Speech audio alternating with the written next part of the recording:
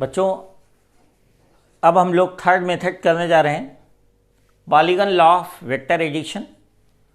तो ये मेथड हम तब यूज़ करते हैं जब हमें दो से ज़्यादा वेक्टर्स होते हैं, दो वेक्टर होते हैं तो ट्रायंगल लॉ ऑफ एडिशन या हम पैरेललोग्राम मेथड यूज कर लेते हैं। ठीक है, तो सपोज करो कि ये कुछ, इसको ऐसे समझ लो कि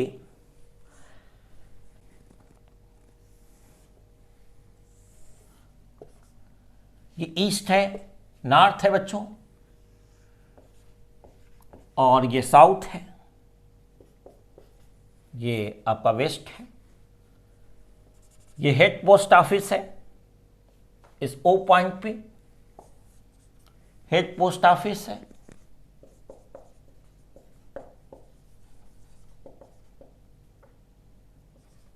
पोस्टमैन पहले ईस्ट डायरेक्शन में चला, इधर, ठीक।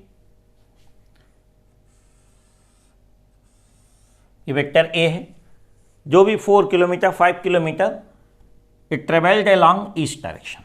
फिर ये कुछ एंगल बनाते हुए, सपोज मे बी 60 डिग्री बनाते हुए, ईस्ट से 60 डिग्री बनाते हुए, ये किसी ओ से एम पॉइंट पे था, फिर ये एन पॉइंट पे आ गया, इतना डिस्प्लेसमेंट लिया। देन इस बी से कुछ 30 डिग्री बनाते हुए, इससे 30 डिग्री बनाते हुए ये आपका सी वेक्टर है। देन ये कुछ एंगल बनाते हुए, सपोज सी से ये जो डी डिस्प्लेसमेंट है ना, एन से P point and then Q point है, कितना एंगल बनाते हुए इस सी वेक्टर से 105 डिग्री एंगल बनाते हुए यहाँ पे डिस्प्ले से पोस्टमैन यहाँ पे आ गया। अब आप बता सकते हो कि हेड पोस्ट ऑफिस से अब पोस्टमैन का नेट डिस्प्लेसमेंट किधर होगा। ऑफ कोर्स फाइनली कहाँ पे, फाइनल पोजीशन क्या है, क्यू, और स्टार्ट इनिशियल पोजीशन थी, क्या थी, ओ थी। तो जब हम नेट डिस्प्लेसमेंट निकालते हैं तो क्या होगा, ये तो 9th क्लास में भी हम लोगों ने पढ़ रखा है कि इनिशियल पोजीशन से फाइनल पोजीशन को अगर हम ज्वाइन कर दें तो नेट डिस्प्लेसमेंट वेक्टर आ जाएगा, जिसकी डायरेक्शन किधर होगी, that net displacement vector will be directed from this initial position to final position. तो ये क्या होगा, ये वेक्टर ए डिस्प्लेसमेंट है, बी डिस्प्लेसमेंट है, सी डिस्प्लेसमेंट है, डी डिस्प्लेसमेंट है, सबका रिजल्टेंट आ गया, क्या, आर आ गया। ठीक है बेटा, तो ये वेक्टर आर क्या होगा पे आपका, ए प्लस बी, आर क्या होगा, इन सारे डिस्प्लेसमेंट वेक्टर्स का क्या होगा, वेक्टर सम होगा। तो आप एक चीज नोटिस कर रहे हो कि ये ओपन पॉलीगन था, क्या, अगर इस आर को हम हटा दें तो ओपन पॉलीगन, तो अगर हम जो भी वेक्टर गिवन हो उनको हमें ऐड करना हो तो हम क्या करेंगे, we will take those vectors along the side of the open polygon। जैसे OM, MN, NP, PQ के along हमने सारे वेक्टर्स डाल दिए। जो क्लोजिंग साइड हुई, जैसे एक तरीके से क्या था, ये वेक्टर A था आपका, ओके, फिर B को हमने क्या किया, उसके हेड पे रख दिया, ये ऐसे किया, ठीक है कि नहीं। फिर हमने ये C वेक्टर ऐसे कर दिया, ये C आ गया आपका वेक्टर। देन आपका ये क्या आ गया, D वेक्टर आ गया। We have taken all these 4 vectors along the open polygon, along the side of the open polygon। ये जो क्लोजिंग साइड है, ये कौन सी साइड है, क्लोजिंग साइड। तो ये जो क्लोजिंग साइड होगी, this will give the magnitude and direction of the resultant vector. किसका किसका resultant, A plus B plus C plus D, इन चारों वेक्टर्स का जो रिजल्टेंट होगा वो किसके अलॉन्ग होगा, जो क्लोजिंग साइड है। ये कौन सी साइड कही जाएगी, closing side of the polygon. ठीक है, ओके बेटे, closing side vector A plus B plus C plus D, ये ओपन है, तो इसको यहाँ इनिशियल से फाइनली ज्वाइन कर दो, तो ये क्या आ जाएगा आपका, ये वाला वेक्टर क्या आ जाएगा, vector a plus B plus C plus D का क्या आ जाएगा, रिजल्टेंट वेक्टर आ जाएगा। ठीक है कि नहीं। जो ये लेंथ होगी वो बताएगी कि कितना डिस्प्लेस, कितना मैग्नीट्यूड है, और ये जो एरो है वो क्या बताएगा, उस रिजल्टेंट वेक्टर की डायरेक्शन बताएगा। आई होप आपको ये समझ में आ गया होगा polygon law of vector addition. ठीक है, तो अब हमारा नेक्स्ट टॉपिक होगा इसके बाद resolution of A vector quantity. किसी वेक्टर को, बहुत सारे वेक्टर्स को हमने ऐड करना सीख लिया, लेकिन अब हम एक वेक्टर को ब्रेक करना चाहेंगे, रिजोल्व करना चाहेंगे, उसको कंपोनेंट में तोड़ना चाहेंगे, ब्रेक करना चाहेंगे। ये कैसे करेंगे, ये हमारा अब नेक्स्ट टॉपिक होगा। बेटे, रिजोल्यूशन ऑफ ए वेक्टर, वैसे किसी वेक्टर को हम बहुत सारे कंपोनेंट में रिजोल्व कर सकते हैं, तोड़ सकते हैं। जैसे कि ये वेक्टर ए है, सपोज हम इसके दो पार्ट कर सकते हैं, पी वेक्टर, ये क्यू वेक्टर। देखो ट्रायंगल लॉ ऑफ एडिशन से आप देखोगे कि पी वेक्टर में क्यू वेक्टर ऐड किया, ये रिजल्टेंट ए आ गया। हम चाहते हैं कि इसको तीन वेक्टर में ब्रेक करें, ये vector P, vector Q, vector R, ये तीन वेक्टर हो गए, p plus Q plus R, तो वेक्टर ए आया। हमारी ऐसे इच्छा, हम इसको 4 में रिजोल्व कर सकते हैं। ठीक है, same vector can be resolve in 4 vectors, for example this vector, this vector, this vector and this vector. तो ये क्या हो गया आपका, B C D E.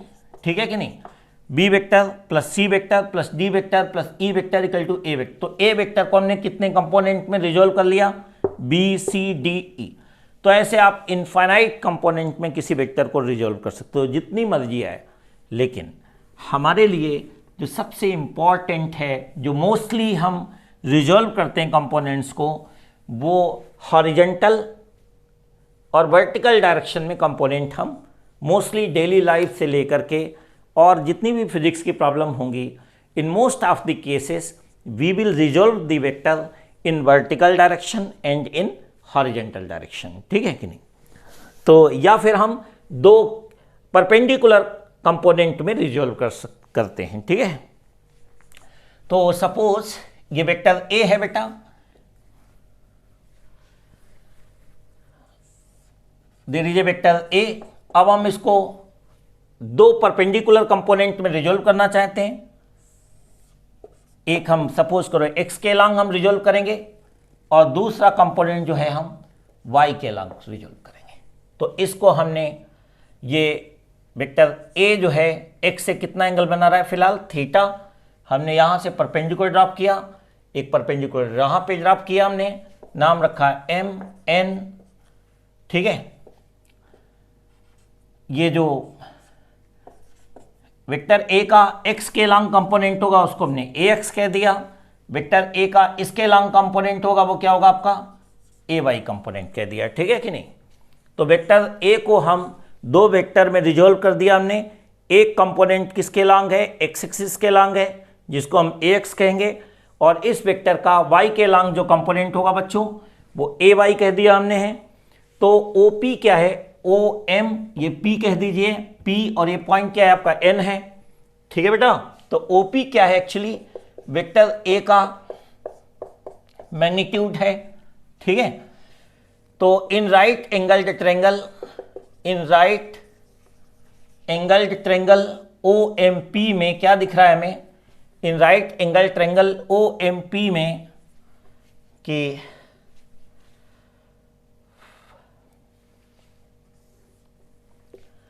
cos theta equal to base upon hypotenuse O M upon O P, that is cos theta equal to O M is a x, O P is a, then it is ax equal to a cos theta. We will write with the equation 1. ठीक, and sine theta क्या होगा बच्चे, sine theta equal to P M upon O P, perpendicular, angle के सामने वाला perpendicular होता है, angle के साथ वाला बेस होता है। एंगल के सामने वाली साइड परपेंडिकुलर, एंगल के साथ वाली साइड बेस। तो sine theta equal to perpendicular PM upon hypotenuse OP. तो पीएम अपान ओपी, पीएम कितना है, ये पीएम की लेंथ किसके बराबर है, ए बाई के बराबर है, और ये जो ओपी है वो क्या है आपका ए, ओपी किसके बराबर है ए। आप भूल से भी कभी वेक्टर ए से ऐसे मत लिख देना ओपी को, रॉन्ग हो जाएगा, क्योंकि किसी वेक्टर को स्केलर से डिवाइड कर सकते हो, स्केलर को का वेक्टर से डिवीजन डिफाइंड नहीं है, you can't write this way. तो सिंपली ए होगा, ठीक है। This will imply a y equal to कितना हो जाएगा आपका, ए से मल्टीप्लाई करोगे क्या होगा ए साइन थीटा, ठीक। ये हो गई आपकी equation 2 by 1 square plus 2 square. अच्छा, एक चीज इंटरेस्टिंग है बच्चों कि वो कंपोनेंट जिसके साथ थीटा है, इसकी वैल्यू किसके बराबर निकल के आ रही है, ए एक्स की वैल्यू किसके बराबर निकल के आ रही है, ए कॉस थीटा। और वो कंपोनेंट जिसके साथ नहीं है, क्या नहीं है, एंगल नहीं है, वो साइन थीटा होता है ना। उसके साथ जिसके साथ एंगल होगा वो कॉस होगा, उसमें जिसके साथ एंगल नहीं होगा वो साइन होगा। ऐसे याद रखना आप, ये बहुत काम आएगा आपको। तो बाई 1 का स्क्वायर प्लस 2 का स्क्वायर ए एक्स स्क्वायर प्लस कितना हो गया ए बाई का स्क्वायर, इन दोनों का स्क्वायर करें, लेफ्ट साइड ऐड हो जाएगी। ए कास थीटा का स्क्वायर क्या होगा, A square cos square theta plus A square sine square theta. Left side square करके लेफ्ट पे रखी जाएंगी, ऐड करेंगे, राइट साइड के स्क्वायर होंगे और राइट साइड की तरफ ऐड करेंगे हम, ठीक, okay. Then a x square plus a y square, a square common ले लोगे, cos square theta plus sine square theta कितना होता है बच्चों 1 होता है। तो ये 1 इंटू ए स्क्वायर ये हो गया, तो ए की वैल्यू कितनी हो जाएगी बेटा, then a will be equal to a square equal to this. तो ए इक्वल टू कितना होगा under root a x square plus a y square हो जाएगा बच्चों, बाई 2/1 कर दो, बाई 2/1। तो ए वाई अपान 2/1 मतलब 2 को 1 से डिवाइड कर दो बच्चों। तो ए वाई अपान ए एक्स, ए वाई की वैल्यू क्या है आपकी ए साइन थीटा अपान क्या है ए कॉस थीटा, ए से ए कैंसिल, तो क्या हो गया साइन अपान कास क्या हो गया tan theta. Tan theta equal to कितना होगा बेटा ए वाई अपान ए एक्स, ठीक। तो थीटा इक्वल टू कितना हो जाएगा टेन इनवर्स ए वाई अपान ए एक्स हो जाएगा बच्चों। थीटा की वैल्यू क्या होगी टेन इनवर्स ए वाई अपान ए एक्स। अब एक चीज और, इन वेक्टर फॉर्म कैसे कह सकते हैं हम, देखो बेटे ओपी वेक्टर किसके बराबर है, OP vector equal to O M vector plus MP vector कह सकते हैं कि नहीं। ये resultant this vector plus this vector equal to this vector. या दूसरा तरीका है, ये तो ट्रायंगल मेथड है, दूसरा तरीका है कि ये जो है इसके कंपोनेंट कौन से ए एक्स और ए वाई, तो इन दोनों का जो रिजल्टेंट भी तो ये होगा। तो ओपी वेक्टर क्या होगा आप O M vector plus O N vector भी कह सकते हो। भाई इन दोनों का रिजल्टेंट ये है, एक ही बात, इन दोनों का रिजल्टेंट ये है या एक है, ये दो कंपोनेंट है, ठीक। इसके दो कंपोनेंट, एक एक्स के लॉन्ग एक वाई के लॉन्ग, और इन दोनों कंपोनेंट का अगर रिजल्टेंट फिर से कर दोगे फिर वेक्टर ए आ जाएगा। तो ओपी वेक्टर क्या है O M vector plus O N vector का क्या होगा रिजल्टेंट। ओपी वेक्टर क्या है वेक्टर ए है। किसी वेक्टर को निकालने के लिए याद करो, मैंने बताया था यूनिट वेक्टर की डेफिनेशन में कि यूनिट वेक्टर कैसे निकालते हैं। किसी वेक्टर को उसी के मैग्नीट्यूड से अगर हम डिवाइड कर दें तो क्या आ जाता है हमारा यूनिट वेक्टर आ जाता है। तो यानी कि vector a equal to mod of vector a into कितना हो जाएगा ए कैप। तो किसी वेक्टर का मैग्नीट्यूड पता हो और यूनिट वेक्टर पता हो, इन दोनों की मल्टीप्लाई कर दो तो क्या आ जाएगा वेक्टर आ जाएगा बच्चों। तो ओ एम वेक्टर क्या है आपका, ओ एम वेक्टर कितना मैग्नीट्यूड है ए एक्स है ना। अच्छा मैग्नीट्यूड तो लिख दिया। अब ए कैप यूनिट वेक्टर क्या है, अरे सारे बच्चों को पता होना चाहिए एक्स एक्सिस के लॉन्ग यूनिट वेक्टर क्या होता है आई कैप। वाई एक्सिस के लॉन्ग यूनिट वेक्टर क्या होता है, जे कैप, और जेड एक्सिस के लॉन्ग यूनिट वेक्टर क्या होता है, के कैप होता है। तो ए एक्स आई कैप हो जाएगा। ओ एन वेक्टर का मैग्नीट्यूड कितना है, ओ एन का मैग्नीट्यूड कितना है, ए वाई। अच्छा, अब हमें किसी वेक्टर को निकालने के लिए क्या चाहिए होता है,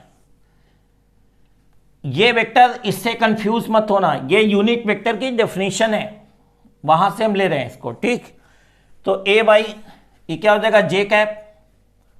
ओ एन वेक्टर कैसे निकालोगे, इसकी लेंथ मैग्नीट्यूड जो कि ए वाई है, और ये किसके लॉन्ग है, वाई एक्सिस के लॉन्ग। वाई एक्सिस के लॉन्ग यूनिट वेक्टर क्या होता है, जे कैप। तो ए वाई जे कैप। फर्दर और इसको कहोगे तो वेक्टर ए इक्वल टू क्या कह सकते हो, ए एक्स क्या है आपका, ए कॉस थीटा आई कैप, क्योंकि ए एक्स की वैल्यू देखो ए कॉस थीटा है। ए वाई क्या है आपका, ए साइन थीटा जे कैप, ऐसे भी कह सकते हैं हम, ठीक है कि नहीं। तो बेटे इस चीज़ समझ में आ गई होगी सारे बच्चों को। तो मेन हमारी थीम ये थी कि एक्स के लॉन्ग, एक्स वेक्टर ए को हमने दो परपेंडिकुलर कंपोनेंट में रिजोल्व किया। एक्स के लॉन्ग जो कंपोनेंट था वो ए एक्स था, वाई के लॉन्ग था वो ए वाई था, जिसके साथ थीटा था, यानी ए एक्स वाला कंपोनेंट था उसके साथ कॉस आएगा, जिसके साथ थीटा नहीं है उसके साथ साइन आएगा। तो ए एक्स क्या होगा, ए कॉस थीटा, ए वाई क्या होगा, ए साइन थीटा होगा, ठीक। तो आई होप सारे बच्चों को समझ में आ गया होगा ये सब, ठीक है।